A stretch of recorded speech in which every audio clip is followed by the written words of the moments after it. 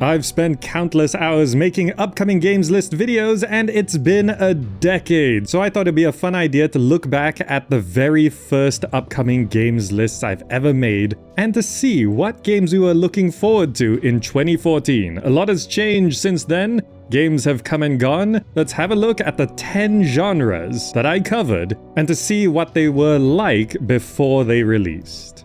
Now, the action game genre is a popular choice for gamers and game developers. How could we possibly resist all that hacking and or slashing with explosions on the side? There was a lot to choose from, but I found there are some pretty important games to keep an eye on this year. First up, we got Tom Clancy's The Division by Ubisoft. It's a highly ambitious third-person shooter MMO. It's got stunning environments on the Snowdrop engine, and the weather and lighting effects are amazing, and objects now react accurately according to physics, such as glass shattering properly and bullet holes through things. It really seems like a proper next-gen action game.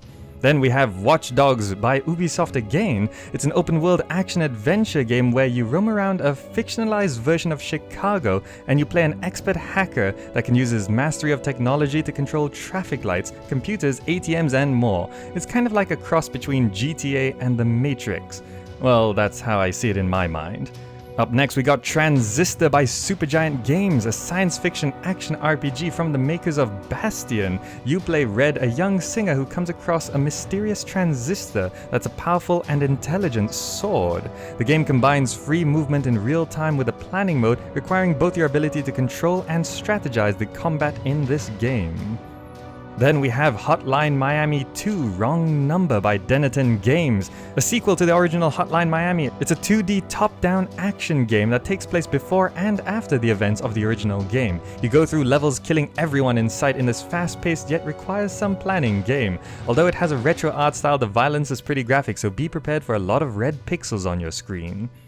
Then a notable release on the PC this year is GTA 5 by Rockstar North. It's an open-world action-adventure game set in a fictionalized modern California. If you haven't played the console version, then this is definitely worth picking up, especially for its modding potential. But if you've already played it, then you might want to think twice before buying it again.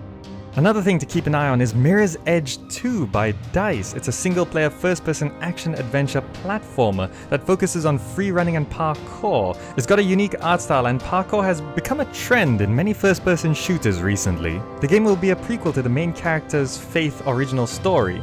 Development has been rocky, and I'm still in doubt if Mirror's Edge 2 will be up to the standards of the first game, so you better stay tuned on this one.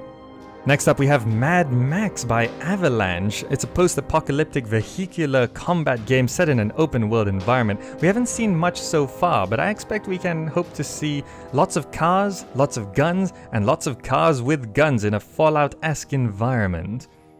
Then we have War of the Vikings by Fat Shark. It's a third-person multiplayer game with up to 64 players on the map, and it's from the developers of War of the Roses. It's an action game where you take control of a single Viking or Saxon, and melee and ranged combat that's highly skill-based is kind of the focus. You can customize your profile from armor style, heraldry, painting, perks, and even beards.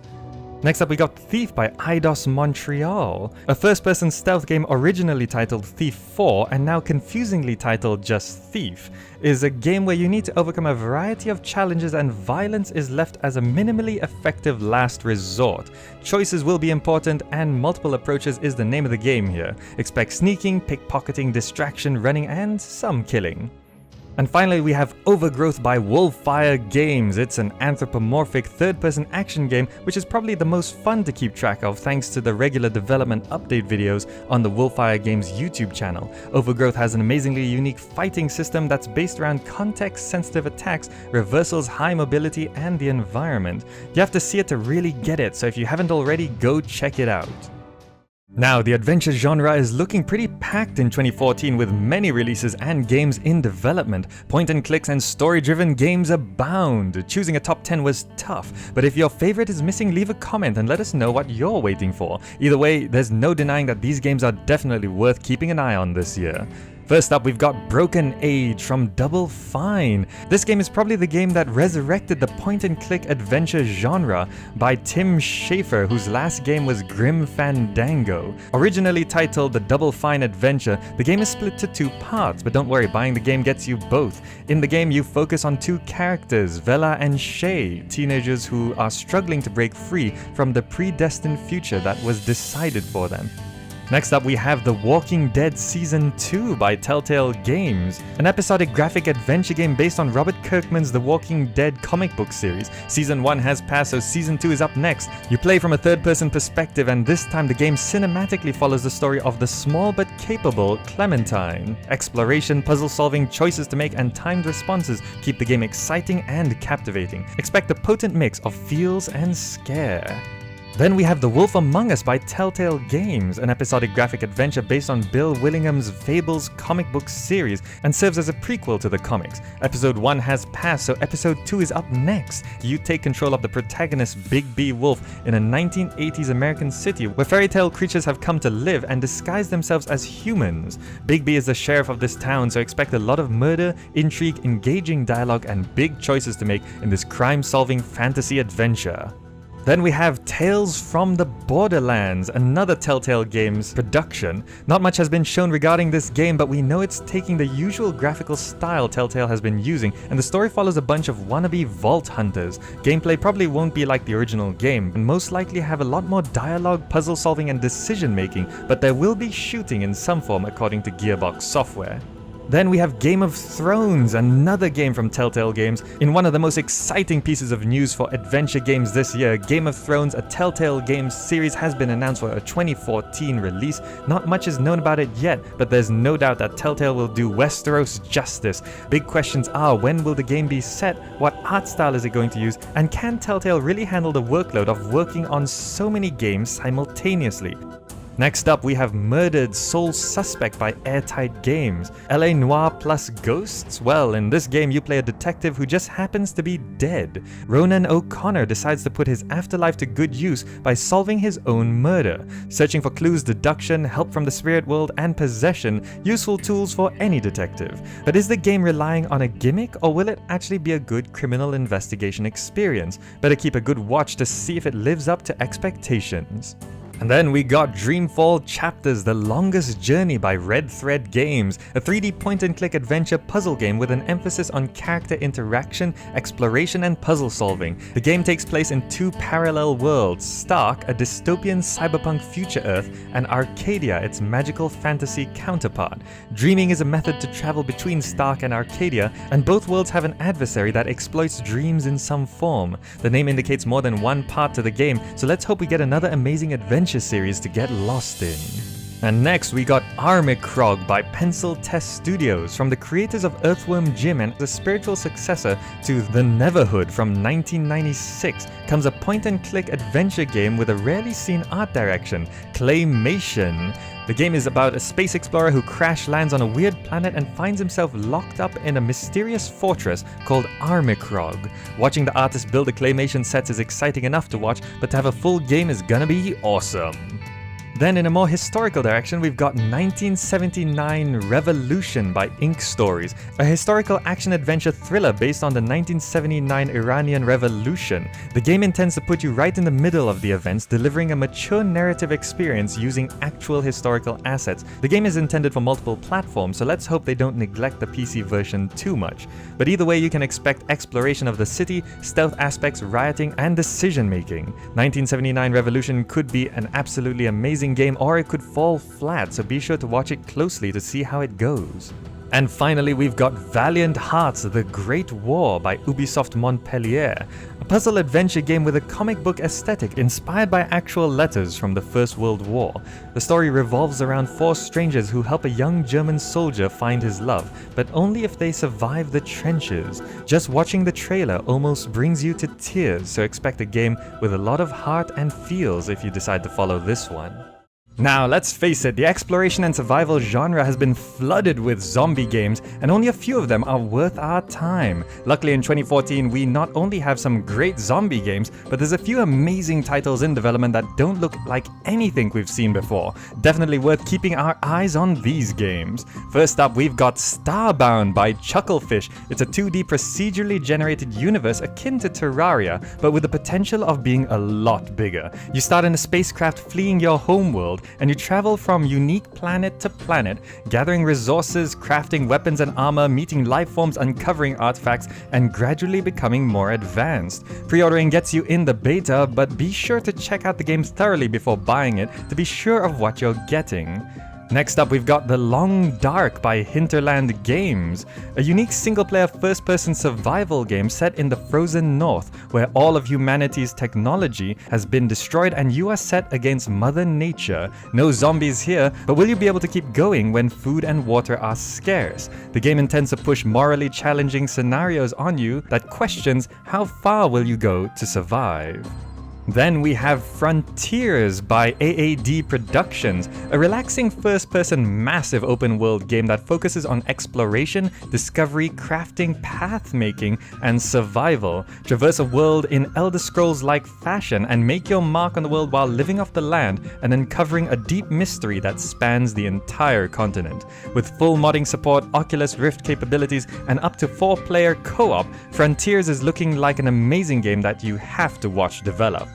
Then we have Proven Lands by These Tales, a procedurally generated sci-fi sandbox roguelike game where you are lost alone on a strange alien world. Your ship crashed on the surface of the planet and you are the sole survivor. You aren't a scientist or scholar, so you have to learn how to use the salvaged pieces of technology and survive. Thirst, hunger, oxygen, sleep, and insanity need to be dealt with along with the flora and fauna that lives around you. They plan for an episodic release of the storyline with up to 5 parts, but don't worry, you only need to buy the game once to get them all. And then we got a curious game called Before by a single guy called Bill Lowe. Almost nothing is known about Before, but from what I can tell, it's a game about surviving as cavemen. The art style from the screenshots looks absolutely gorgeous and kind of makes me think Goddess was supposed to look like this. There isn't even any footage yet except for a GIF, but Bill Lowe, the developer, promises gameplay footage in 2014, and I'm hoping so hard this isn't gonna fall apart. This looks promising, but let's keep an eye on it just to be sure. Next, we have Rust by Face Punch Studios, a first-person multiplayer survival game where you scavenge for resources and fend off wildlife, radiation, the forces of nature, and most notably, other players. Fighting and stealing from other players is the name of the game here, so be careful where you build your base. There are zombies in the game now, but plans are to take them out completely. The game is in alpha, so be sure you properly look it up before spending any money on this one. Then we have The Forest by Ben Falcone, a first-person open-world survival horror game. Build, explore, and survive in this dynamic world with changing tides, plants that grow and die, vast underground networks, all while fighting off almost human, genetic mutant enemies that have beliefs, families, and some kind of morals, providing some moral ambiguity to your own decisions and actions.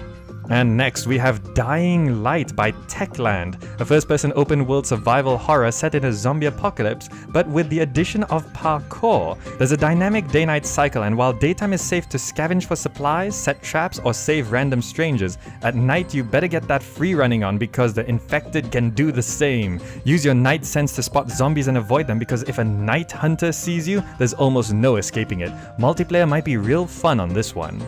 And next we got DayZ by Bohemia Interactive, a multiplayer first-person open-world survival horror currently in alpha and available for early access. Your goal is to stay alive in a zombie apocalypse, explore a massive landscape, and scavenge for supplies. Dealing with zombies is one thing, but can you deal with other players? Be sure to do a lot of research on this game, as in its current state it's got mixed reviews, but either way you should keep yourselves updated and see how it goes. And finally, we've got The Evil Within by Tango Gameworks, a first-person survival horror game where after witnessing a gruesome mass murder, you wake up in a land where monsters are wandering about, fight your way through a world of death and your close friend's madness in an attempt to figure out what's really going on. Now, strategy games aren't always the go-to gaming genre for a lot of gamers, but 2014 is looking like an absolutely amazing year of releases and developments to keep an eye on. If you aren't already a strategy gamer, you might want to consider jumping in this year. First up, we've got The Banner Saga by Stoic Studio. It's a Viking-themed tactical turn-based strategy game that has a surprisingly complex combat system and an unbelievably beautiful aesthetic. It seems to be influenced a lot by the principles of chess, and the tricky bit comes in when you realize that your unit's health is also the damage they deal. There is a free multiplayer version of the game called The Banner Saga Factions, so give that a try to see if it'll be surprisingly fun for you as well. Then we have Age of Wonders 3 by Triumph Studios. It's a turn-based fantasy strategy game that is a continuation of the story of previous games from over a decade ago. You take on the role of a political military leader on one of two sides and play from a range of 6 races, 6 classes, along with domains of magic and alignments, in this tactical game steeped in complex lore and an engaging storyline. Then we have Galactic Civilizations 3 by Stardock. It's a 4x turn-based strategy game where humans and aliens compete against each other for domination of our galaxy, research technologies, explore and colonize new worlds while engaging in diplomatic intrigue with other races for survival and expansion. The game will feature hex-based game tiles and will support multiplayer, so be prepared to 4x it up with your friends all through the galaxy. Then we have Starlords by Arcavi Studios. If Galactic Civ 3 isn't enough for you, we have another 4x turn-based space strategy where you'll take control of one of the game's races and expand across the stars, designing and building your own ships. Trading and diplomacy are a big part of the game, and combat is turn-based on hex-tiled boards. Only the mightiest ruler can prevail in the depths of space. Next, we have Planetary Annihilation by Uber Entertainment, a real-time strategy featuring a planet-based map system with a variety of planets and asteroids. Gameplay will focus more on the macro aspect of strategy games, but the goal is to support thousands of units in a single game, conquer other planets or even entire systems said to include hundreds of worlds. As the title suggests, annihilating planets is an option, so get ready for some large-scale obliteration. Then we have Massive Chalice by Double Fine, a tactical fantasy strategy game where the idea is to give you the ability to play as multiple generations of a family. You play as an immortal king or queen, defending your realm from a demonic invasion that lasts hundreds of years. You control heroes in tactical combat, but the war outlives them, so you need to nurture heroic bloodlines in a kind of heroic selective breeding. The game really doesn't have too much information on it right now, but it's by Double Fine, so it's worth keeping our eyes on. Next up, we got Clockwork Empires by Gaslamp Games. It's a real-time colonial strategy game where you take on the role of a junior bureaucrat sent forth to seek fame, promotions, and natural resources to feed the needs of industry and commerce. Build a colony, oppress laborers, and use the power of steam. Drive your people to resort to becoming cultists, axe murderers, or even worse, in the goal of supplying an industrial revolution back home. Then we have Goddess by 22 Cans, a real-time strategy god game that claims to be the regenesis of the god game genre. The idea is to be a supreme being over a population who you help to develop and grow into a blossoming civilization, while sculpting the land to your liking and instilling love and or fear as you wish. At the moment, the game still seems like it's in early development and its future is unclear if it will be able to live up to expectations. Definitely need to keep a close eye on this one to see if it becomes a magical experience or just not. And then we've got Hearthstone Heroes of Warcraft by Blizzard. It's a free-to-play digital collectible card game set in the Warcraft universe. It's not easy coming up with a competitive game, let alone one that would work as a spectator sport, but Blizzard isn't new to making games like that. The game is highly addictive, easy to pick up, and surprisingly complex. Play from a range of classes and fill your deck with powerful spells and dangerous creatures in the hopes of destroying your opponent in a duel to the death. And finally, we've got StarCraft 2 Legacy of the Void by Blizzard. How can I possibly leave this sci-fi real-time strategy out? In this final expansion to the StarCraft 2 trilogy, we focus on the Protoss and the journeys of Zeratul in a fight against an evil lurking in the depths of space. New units, new strategies, and a reinvigorated esports scene are all up and coming when Legacy of the Void is finally unleashed into our nerdy hands. Now, a good platformer focuses on good platforming, and 2014 has a handful of games that should be right up any platform gamer's alley. There's a couple of big titles and a few indie ones that are definitely worth keeping an eye on this year. First up, we've got Apotheon by Alien Trap. Set in ancient Greece with the aesthetic of Greek pottery, this beautifully unique 2D side-scroller takes you on a journey fighting through a world of mythology. An open-world single-player campaign set around Mount Olympus, along with multiplayer deathmatch and team modes, will be available. If you like side-scrolling combat and ancient history, you best check out this game. Next up, we've got Cloud Built by Coilworks. Over-the-top rocket-powered parkour. That's what this game is all about as you recklessly carve your way through levels, taking full advantage of mobility and momentum. The idea is to use your reflexes and wit to get through traps and enemies, all while exploring a fantastical set of floating ruins in this cel-shaded adventure.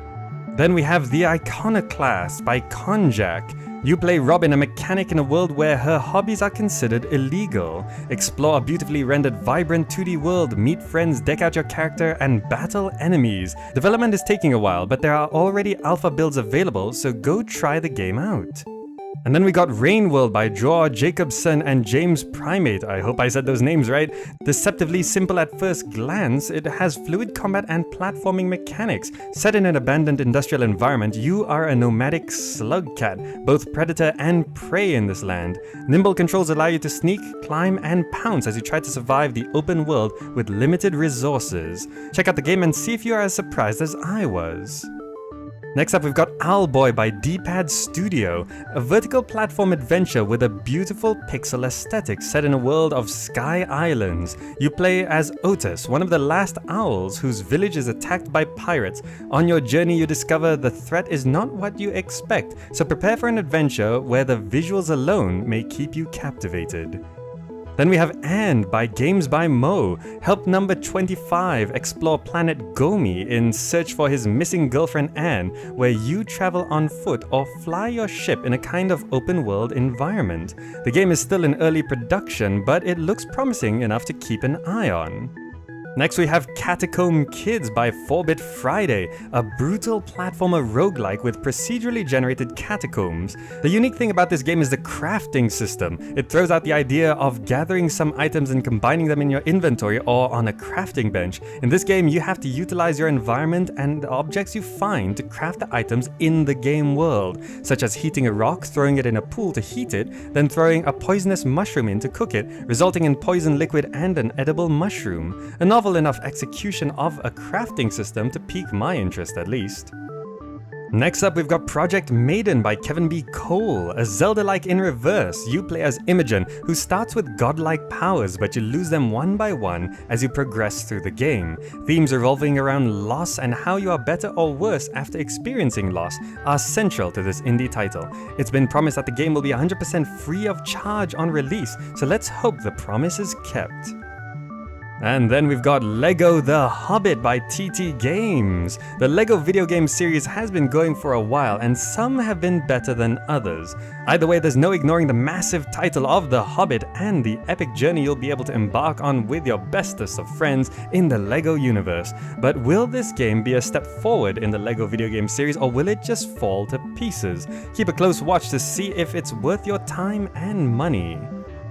And finally, we have Oddworld New and Tasty by Just Add Water, a remake of the 1997 Oddworld game. Abe's Odyssey is rebuilt in an all-new 3D aesthetic. You play Abe, first-class floor waxer, who overhears that he and his kind are going to be turned into meat for sale in his boss's failing meat-packing empire. The game looks promising, but fans of the original may feel that it's not close enough to what they're expecting. But if you haven't played Oddworld, this may be the time to get into it.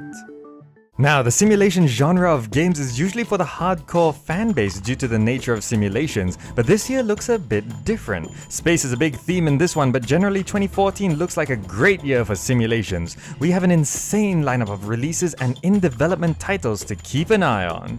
First up, we've got Star Citizen by Cloud Imperium Games Corporation, a space trading and combat simulator that's split to two main parts. We have a first-person space combat and trading simulator in a persistent MMO universe, and a branching single-player and drop-in co-op multiplayer campaign called Squadron 42. Set in a 30th century Milky Way, a central theme is citizenship, or lack of it, in the United Empire of Earth, and the Oculus Rift is notably supported in this game. There's way too much to say in a short video like this, but they have raised a whopping $38 million US, so if they don't deliver the most unbelievably amazing space sim, a lot of people are going to be disappointed. Then we have Limit Theory by Procedural Reality, a single-player open-world space simulator that offers a vast procedurally generated universe ready to be explored, exploited, and conquered. Go anywhere, do anything, like build stations, amass fleets, explore planets, make friends, and fight in battles up to full system assaults. The AI is said to be dynamic along with the economy, so no two games are the same in this living universe concept. Next, we have The Sims 4 by Maxis. Need I say much about this? It's a life simulation game that allows you to control the lives of families of Sims. Hopefully it's like the previous games, but much better. And fewer expansion packs. As if. From what they've shown, relationships are more complicated and character creation is a lot more like Spore. Features I've always dreamt of are more complex multitasking and a way more flexible build mode, but we'll see how far they can take it. And then we've got Banished by Shining Rock Software, a city-building game that focuses on resource management and survival as an isolated and growing society. You guide citizens of a remote community of outcasts where you build, farm, trade, and develop. If you've been looking for a game like the city builders of old, Caesar 3 and Pharaoh, then this might be right up your alley.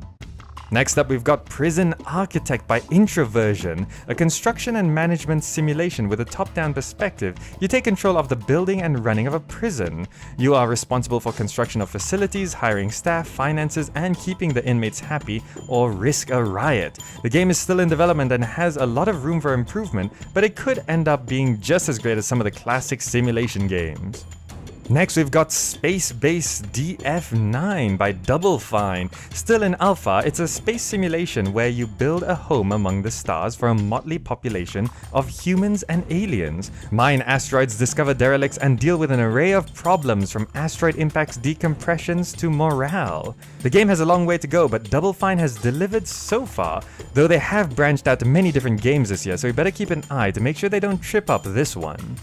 Next, we've got IL-2 Sturmovik Battle of Stalingrad by 1C Game Studios, a flight simulator that is continuing the Sturmovik series. This game offers an even more accurate reproduction of the legendary air battles of World War II. Physics modeling, damage modeling, and aerodynamics have been taken into consideration. For the history, military aircraft, or flight combat fan, definitely an impressive achievement in the world of simulation gaming. Then we have Kerbal Space Program by Squad, currently still in alpha. It's a sandbox physics-based space flight simulator where you get to create and manage your own space program, build spacecrafts, fly them, and help the Kerbals fulfill their ultimate mission of conquering space.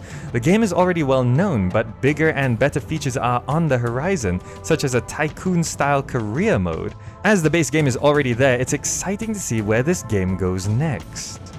And then we've got Space Engineers by Keen Software House. Currently in alpha, it's a voxel-based sandbox game about engineering, construction, and maintenance of space works. You control a single space engineer and have the option of working on a space station, large ship, or small ship. Functions such as mining, refining, healing, and communicating can be added. A fun game to play in multiplayer, especially considering the physics-based destruction of ships. And finally, we've got No Man's Sky, a unique-looking game that's on the horizon. It's an open-world science fiction game set in an infinite and procedurally generated universe. The game promises planetary exploration, deep oceans, space battles, and procedural wildlife on the generated worlds. Players will be given a totally uncharted universe, but as you discover and explore, information regarding a planet's characteristics and life forms can be shared with others. This could end up being another space sim alternative, but we'll have to see how it develops over the next year. Now, puzzle gaming isn't always the most popular of genres on the PC as they can be a complete headache, but 2014 has a handful of titles that are releasing and are in development that are an absolute pleasure to keep an eye on. First up, we have The Witness by Number None. It's a 3D first-person puzzle adventure where you find yourself on an island divided into 10 sections. Your goal is to navigate the mysterious structures and natural formations to reach the central mountain, but themed puzzles stand in your way. Get ready to uncover the mysteries of the uninhabited island in this beautifully designed puzzle game. Next up, we have Quadrilateral Cowboy by Blendo Games. In this first-person puzzle game, you take on the role of a computer hacker in the 1980s, armed with a top-of-the-line dial-up modem and 256K RAM. You oversee adept agents on missions to infiltrate and steal, and when they encounter obstacles, you can hack your way through them so the agents can continue. It looks like you'll have to learn basic coding principles, so be sure you're up for the challenge. And then we have Scale by Steve Swink, a first-person puzzler where you can alter the size of objects with a scale gun. You play Penny, a brilliant physicist, and you'll be surprised what you can alter. Scale the size of the moon to change tides to riding giant butterflies. Resize your way through the space-relative levels and discover what secrets are in store for you. Next we have Miegakure by Mark Ten Bosch, a puzzle platformer inspired by Flatland and touts the incorporation of fourth dimension mechanics. 4D is a term often misused, but what they mean here is that the world your character resides in can access multiple other overlapping worlds. Exploiting this mechanic, you are able to navigate around obstacles and access what you normally wouldn't be able to. The game looks amazing, but development seems slow, so keep a watch to see when this decides to get released. And then we've got Gorogoa by Jason Roberts. Now, this game looks a lot like those sliding tile puzzles we're all familiar with, but in this case the tiles can stack, combine, and be explored to open and advance new areas. The plot involves a boy seeking an encounter with a divine monster, so it's up to you to help him achieve his goal in this beautifully drawn puzzle adventure. Next up, we've got Fract OSC by Phosphine Systems. In this open-world sound-based game, you explore an abstract and broken-down world where you create your own music and rebuild forgotten machinery. The stylized visuals and audio deliver a unique synesthetic experience. Get ready to discover your own soundtrack in this first-person musical exploration game inspired by synthesizers. Then we have Mirage by Mario von Rickenbach. In a more surreal adventure, here you play an underwater top hat that has coupled together with a foot, ready to explore its surroundings. The game is about popcorn, appendages, and headwear. Yes. Collect other body parts, allowing the top hat to perceive the world differently and try to understand what's going on. And next we have Revenge of the Sunfish 2 by Jacob Waldemar Bukzinski. From the developer of Advanced Midget Simulator, Pastor Master, and Adventures from the Crocodile Guy comes this. Now I don't know if this falls under the puzzle genre, but I'm gonna say it does because you're gonna spend most of your time trying to solve the puzzle of what the heck you are playing. You have to see it to believe it, but if you're ready for a psychedelic acid trip of a game, then you should check this out. If not, avoid it like the plague. And next we've got Hack and Slash by Double Fine. In another Double Fine project, we explore a Legend of Zelda-inspired game with a twist. This time the hack means computer hacking. Change the game's speed, alter enemies' health, and cheat your way through the adventure. The website is already indicative to the nature of this game. Clicking on the image downloads a .zip.jpg, which you can extract the song, this video, and a hidden message. Best to keep a lookout for more secrets as this game develops. And finally, we've got Abduction by Cyan. From the creators of Myst comes a brand new IP. Abduction is another mystical puzzle adventure that places you on an alien world. The environments and art direction are looking amazing, and since some of the developers of the original Myst games are on it, we can be pretty confident they'll do this spiritual successor justice. However, not too much is known at this point, so keep a watch over the next year to make sure that this one doesn't disappoint. Now, the RPG has been a staple of gaming for decades, long before computers were even a thing, and 2014 is proving just as exciting for the genre with a list of top-notch game releases and developments to keep an eye on. First up, we've got The Witcher 3 Wild Hunt by CD Projekt Red. It's a third installment to the Witcher series. This time, it's the conclusion to Geralt's story in this open-world fantasy RPG. Running on a new Red Engine 3 that's specifically designed for non-linear open-world games, we can expect a vast world to explore and complex multi-threaded storylines, and probably most importantly, no loading screens. Swordsmanship, alchemy, magic, and big choices to make are central to the Witcher experience. Then we have Wasteland 2 by In Exile Entertainment, a post-apocalyptic RPG that's the first official sequel to the 1988 game Wasteland. The game is set in an alternate timeline where a nuclear holocaust took place in 1998 and will feature turn-based and party-based tactical combat. Make your way through the wasteland with a party of 7 and try your best to survive the desolate landscape. Next, we have Pillars of Eternity by Obsidian Entertainment. Originally titled Project Eternity, it's a fantasy RPG that features a party-based real-time with pause tactical gameplay and an isometric interface. Notably, the game will not be based on D&D rules, and the plot and setting are original IPs. Customize your character and recruit up to 5 companions to explore the magical and beautifully rendered 2D world.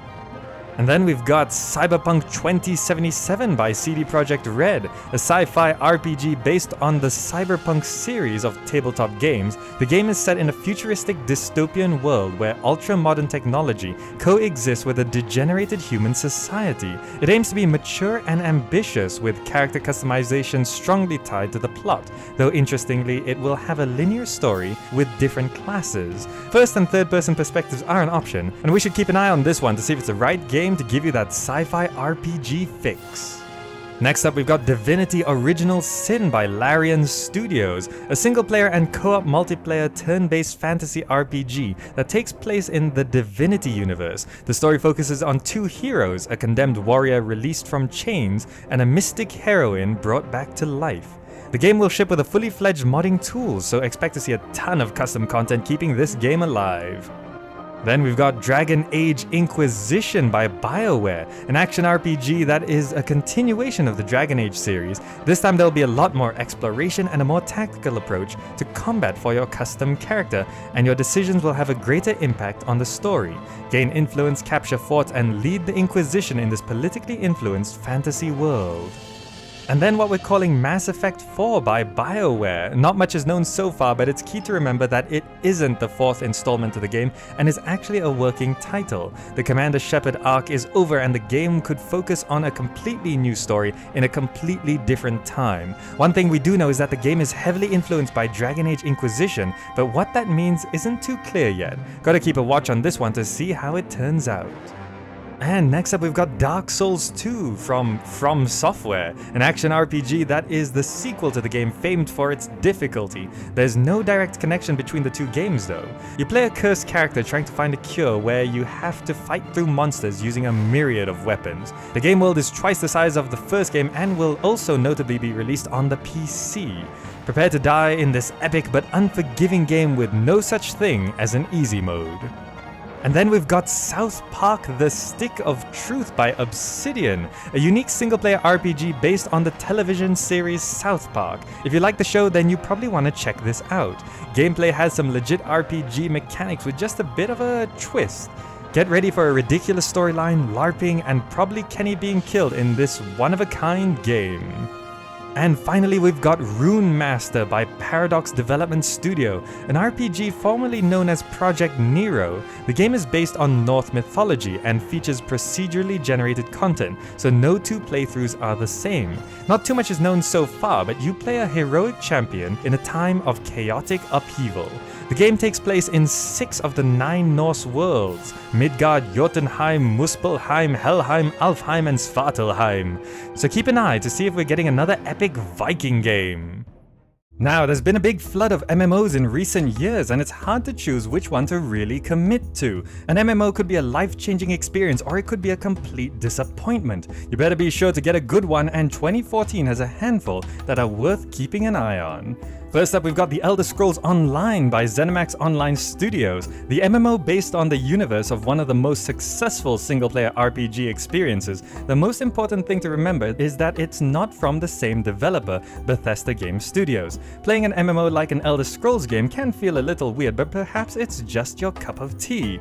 Be sure to research this game extensively before getting into it because it's a monthly subscription-based system, and you really have to be into an MMO to make that worthwhile.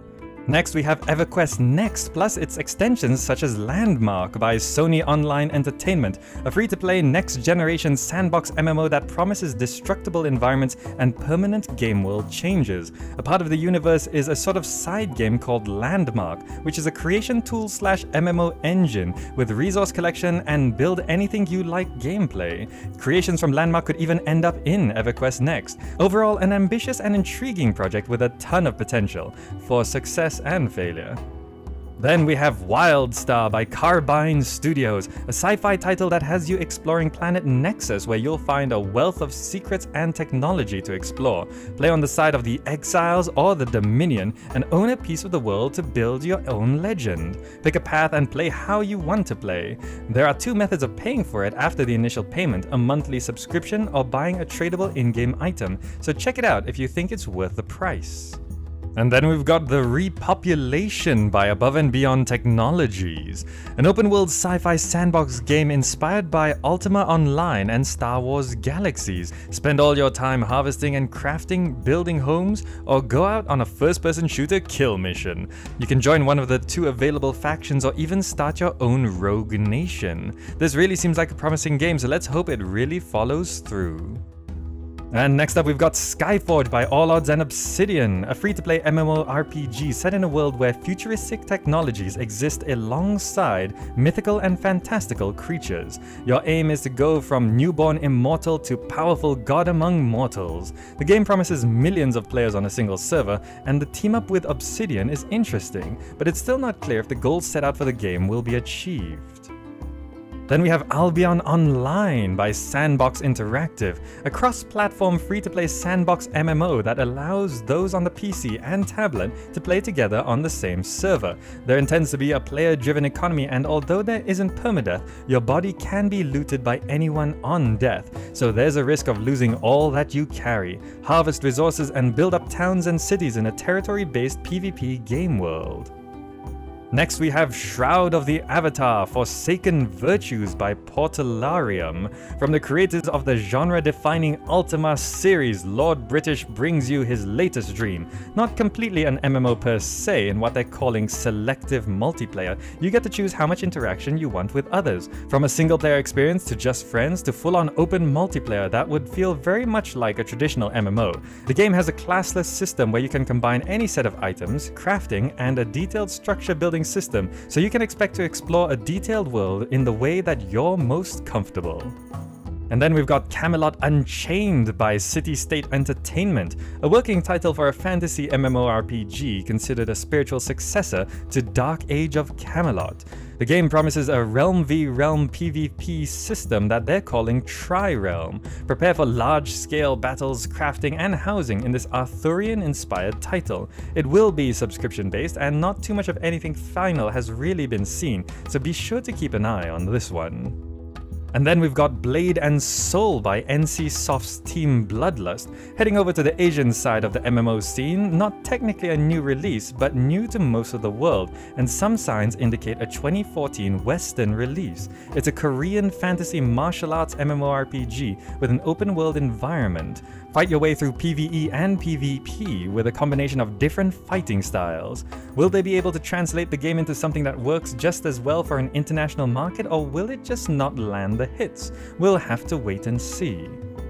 And finally, we've got Archage Online by XL Games. Again from South Korea and not technically a new game, this title also intends to have a 2014 Western release. This sand park MMO combines open world elements with a kind of theme park-esque player-built environment. Notably, it's going to be free to play, so if you're not already, keep an eye on this one. Now, there's no denying that the first-person shooter is a big part of the core gamer's arsenal, and 2014 is not going to disappoint. There's an amazing lineup of games, but many have had very rocky developments. You gotta stay up to date by keeping an eye on these modern and nostalgic FPS titles. First up, we've got Wolfenstein: The New Order by Machine Games. It's the 9th installment of the Wolfenstein series. This single-player FPS takes place in the 1960s in an alternate history where the Nazis won World War II. You play the protagonist, William Blazkowicz, tasked to launch an impossible counter-offensive against the Nazi superpower.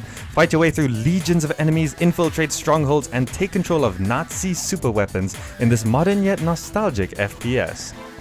Next up, we've got Prey 2 by Human Head, a sci-fi FPS where you play a human marshal accidentally transported to an alien planet. There you become a bounty hunter using weaponry, gadgetry, and parkour in this futuristic vertical environment. There's been some development problems, so better keep an eye on this one to see how it turns out.